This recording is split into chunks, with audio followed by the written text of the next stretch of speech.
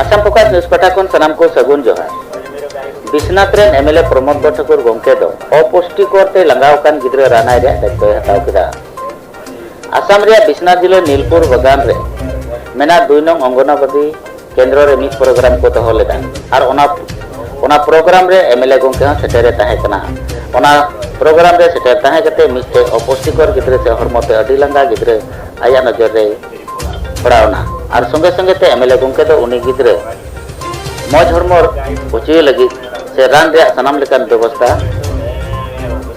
व्यवस्था दायित्व आगे आंगोज केदा এই নীলপুৰ অংগনবাদী কেন্দ্ৰত শিশুসকলক অতিৰিক্ত পুষ্টিকৰ খাদ্য বিতৰণৰ অনুষ্ঠান ইতিমধ্যে আমি সমাপন কৰিলোঁ। ইয়াত আমি দেখিলোঁ এটা শিশু সেম বুলি কয় নহয় জানো পুষ্টিহীনতাত ভুগিছে। সেই পুষ্টিহীনতাৰ শিশুটিৰ দায়িত্ব মই নিজে লৈছোঁ। মই সেই শিশুটি নিজে হস্পিটেল লৈ যাম, আমাৰ কাৰ্যকৰ্তাই লৈ যাব আৰু সেই শিশুটিৰ যিমানখিনি মানে প্ৰয়োজনীয় ঔষধ ভিটামিন আদি আমি দিয়াৰ ব্যৱস্থা কৰিম। আজি আমি সিদ্ধান্ত লৈছোঁ মোৰ সমষ্টিত আটাইকেইটা কেন্দ্ৰত যিমানখিনি আমি পাৰোঁ এনেকুৱা পুষ্টিহীনতা শিশু প্ৰতিটো কেন্দ্ৰত 2-3টাকৈ ওলাব, সেইখিনিক আমি আমাৰ ফালৰ পৰা আমি চিকিৎসা কৰাৰ আমি সিদ্ধান্ত লৈছোঁ।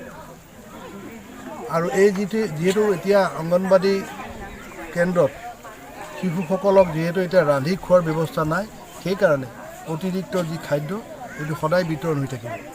পৰৱৰ্তী সময়ত ইতিমধ্যে আমি সিদ্ধান্ত লৈছোঁ যে ইয়াত এটা ভাল অংগনবাদী কেন্দ্ৰ 25 লাখ টকা ব্যয় সাপেক্ষে এটা মডেল অংগনবাদী কেন্দ্ৰ হ'ব।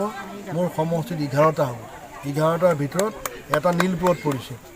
আৰু ৰাইজে মাত্ৰ ক'লে তেখেতসকলৰ কিবা অনাময় ব্যৱস্থা ঠিক হোৱা নাই, গতিকে মই ৰাইজক কৈছোঁ মই একেলগে পাব্লিক হেল্থ ডিপাৰ্টমেণ্টৰ পৰা কি আছে মই নাজানো, মই নিজাববীয়াকৈ 4টা বা 5টা ছেট এটা জেগাত আমি বনাই দিম, পানীৰ ব্যৱস্থা কৰি দিম। খালি ৰাইজক অনুৰোধ কৰিছোঁ আমাৰ গণেশ বাছৰে কোৱাৰ লেখীয়াকৈ চৰকাৰে দিব বস্তু, কিন্তু এইটো পৰিচালনা কৰিব লাগিব ৰাইজে কিন্তু সেইটো চাব লাগিব, চাফ চিকুণকৈ ৰাখিব লাগিব। মই কথা দিছোঁ অতি সোনকালেতো বনাই দিম, কিন্তু চাফ চিকুণ কৰি ৰখাটো দায়িত্ব। মই মানুহৰ ফটো মাৰি ৰাখিম। মোক যেনেকৈ আজি কথাখিনি ক'লে মই বনাই দিয়াৰ পিছত সেই বস্তুখিনি ব্যৱহাৰ কৰাৰ সময়ত সেই মানুহবিলাককো মই ধৰিম, মই ক'ম তোমালোকে কিয় চাফ চিকুণ কৰি ৰখা নাই। প্ৰতিজন মানুহক আমি শিকাব লাগিব কেনেকৈ চাফ চিকুণ কৰিব লাগে। গতিকে আজি এই আপোনালোকৰ সন্মুখত এইকেইটা কথা মই অৱগত কৰিলোঁ।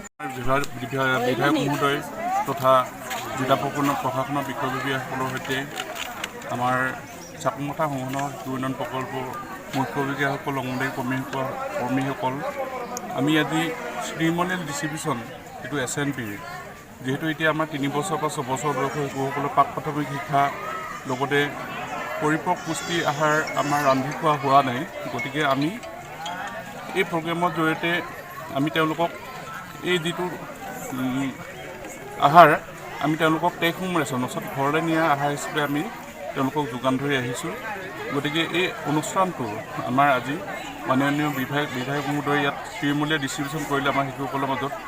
আমাৰ এই নীলপুৰ 2 নম্বৰ কেন্দ্ৰটোত আমি ইতিমধ্যে এই কাৰ্যসূচী সম্পাদন কৰিলোঁ। স্থানীয় ৰাইজসকলো ইয়াত উপস্থিত আছিলে, গতিকে এই অনুষ্ঠানটো সম্পাদন কৰিবলৈ প্ৰায় নথৈ সুখী হৈছোঁ আমি। গতিকে ইয়াতে কৈ মই মোৰ বক্তব্য সামৰিছোঁ। ধন্যবাদ। Assam Focus.